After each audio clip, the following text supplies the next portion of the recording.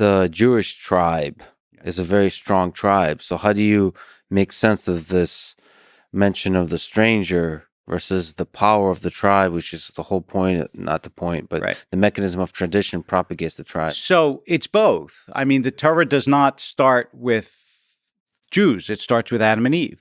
That's a way of saying, yeah, this is going to be a story about a people, but understand that prior to a kind of people, there are people. I'm a human being before I'm a Jew.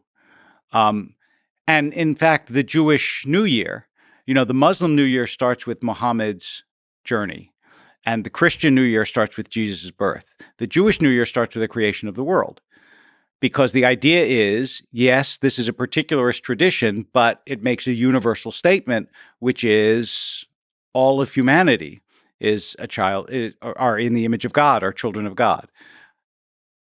I think that the idea of Judaism was to try to exemplify a certain way of making that statement over and over again. And I want to say one other thing about chosenness that's very name-droppy, but when I tell you how I got there, it won't be as name-droppy.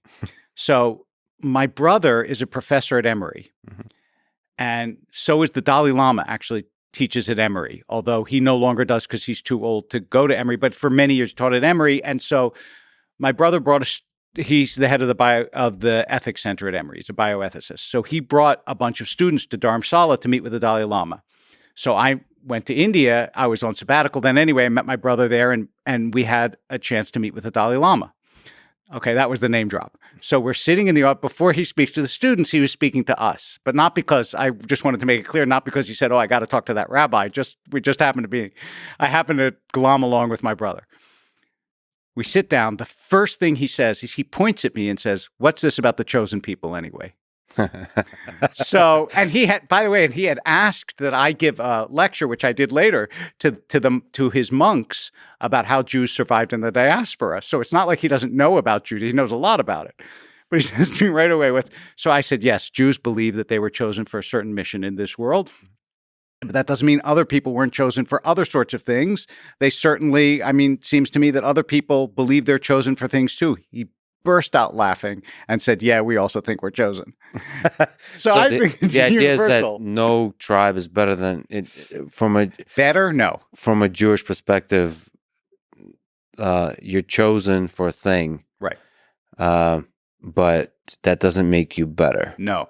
The only place where the betters came in, honestly, if I'm going to be honest, was not with the idea but it was when Jews were small, persecuted. The way that you take this sort of psychic revenge is by saying, no, we're better than our persecutors, even, Yeah. But the idea is, different people have different missions, which is, there was a Jewish philosopher, Franz Rosenzweig, who used to say, he didn't know very much about Islam.